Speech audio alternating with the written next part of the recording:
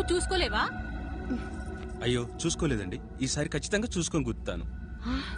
మీరెళ్ళండి.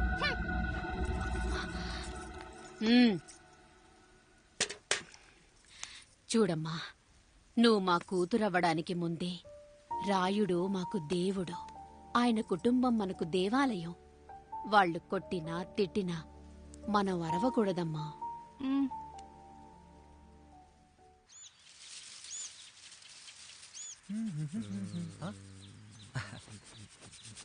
ఏంట్రా మిట్ట మధ్యన కసికసిగా పడుతూ ఎత్తున్నావేటి?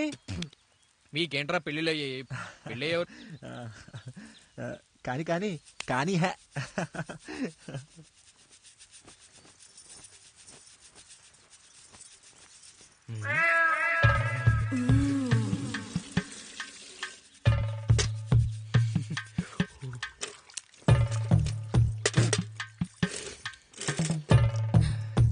ఏంటండి? నీళ్లు కావాలి.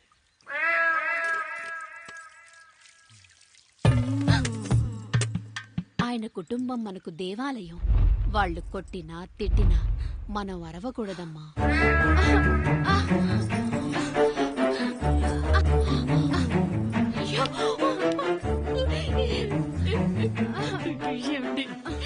ఏదో ఒకటి చెయ్యండి మీరు.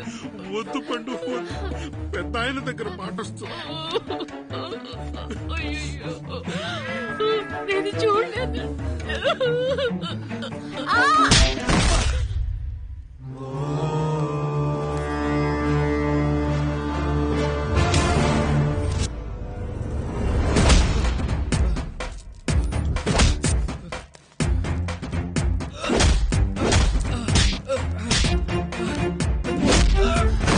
అయ్యో అనియా అనియా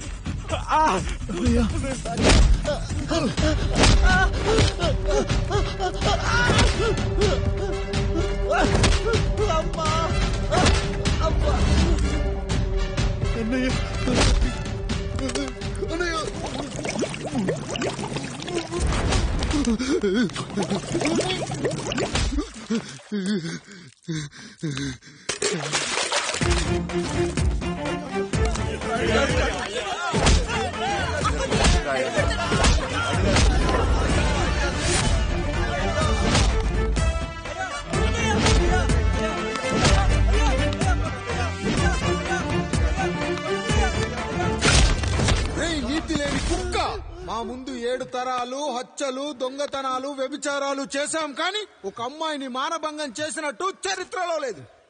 ఈ వంశంలో మొట్టమొదటిసారి ఎవ్వరూ చేయని పని నువ్వు చేసి గొప్పోడివైపోతే మేమంతా చూస్తూ ఊరుకుంటామనుకున్నావా?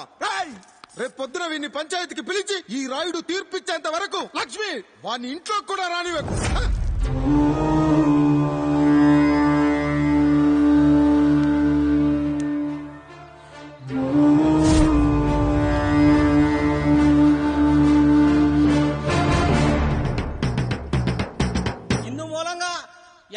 తెలియజేయడం ఏమనగా పెదరాయుడు గారి కుమారుడు ఆయన తన ఇంట్లో పనిచేసే కాముడు కూతురుపై మానభంగ ప్రయత్నం చేసినందున రచ్చబండ దగ్గర తీర్మానం చేయబడింది.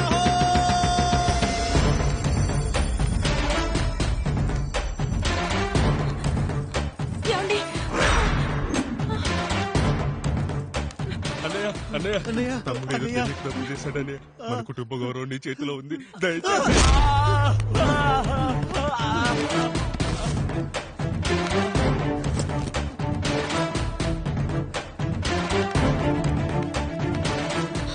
అయ్యా అయ్యా, తీర్పిచ్చే ముందు ఒక్కసారి ఆలోచించండి అయ్యా. ఎంతైనా మనింటి బిడ్డయ్యా. అవునయ్యా, అన్యాయం జరిగింది మా బిడ్డకి. చిన్నబాబు ఏదో చిన్న తప్పు చేశాడని. మనుషుల్లో 2 రకాలు, ఒకడు రోడ్డు మీద వెళ్తూ పొరపాటున పేడను తొక్కింది పేడ అని తెలుసుకొని నీటుగా వెళ్లి కడుక్కుంటాడు, వాడు ఉత్తముడు. ఇంకొకడు అదే పేడను తొక్కి రోడంతా బరబరా గీసి పరిసరాలను అపవిత్రం చేసి అప్పుడెళ్లి కడుక్కుంటాడు. అలాంటి నీచుడు నా కొడుకు. నేను మూడో రకం. తొక్కింది పేడ అని తెలిసి కూడా దాని వేలుతో తీసుకొని ముక్కుతో వాసన చూసి ఆ దుర్వాసన భరించి కడగాల్సింది చెప్పు కాదు, కడగాల్సింది పేడ అని తీర్పిచ్చేవాడే ఈ రాయుడు.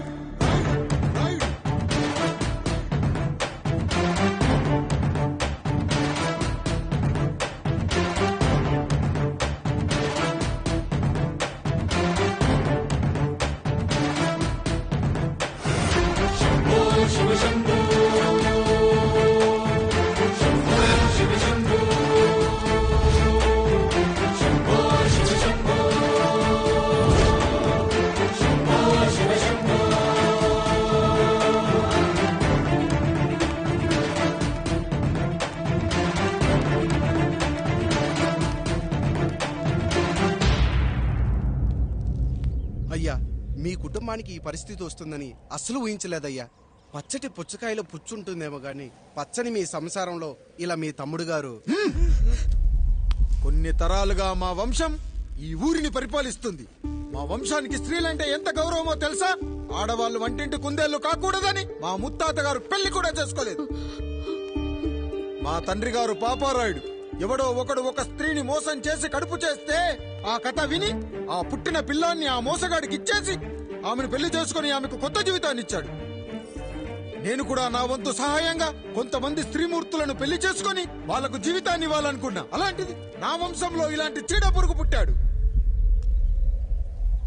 నా తమ్ముళ్లాంటి కాముడు మా పనోడు వాడి కూతురుపై అత్యాచారం చేయబోయాడు. అన్నయ్య ఒక్కసారి నీ చెప్పేది వినండి. ఛీ, నీచుడా! ఈ రాయుడిచ్చే తీర్పును ఆపే శక్తి ఎవరికీ లేదు.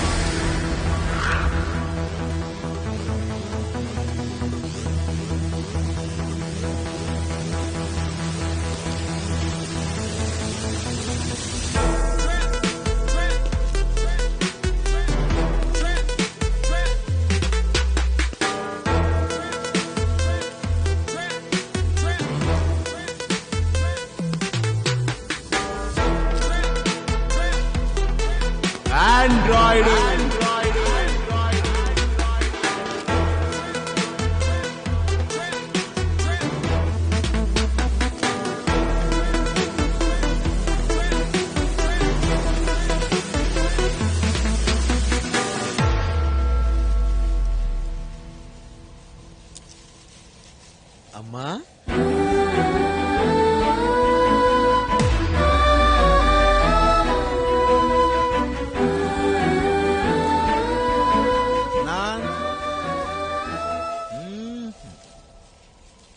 నాన్న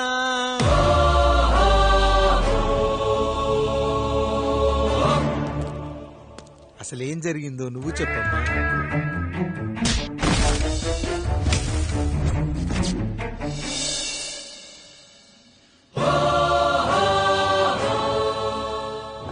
ఏరా పెదరాయుడు, త్రికాలాత్రక ఓరి ఓరోరి ఆపరా నీ ఉన్మత్త గార్తాబారవాలు. ఎంత మరవెత్తిచ్చినను మరపునకు రాక హృదయశావిల్యమానములైన నీ మదోన్మాద అపరాధం నా మనోవితలమును రయ్యలు చేయుచున్నవే.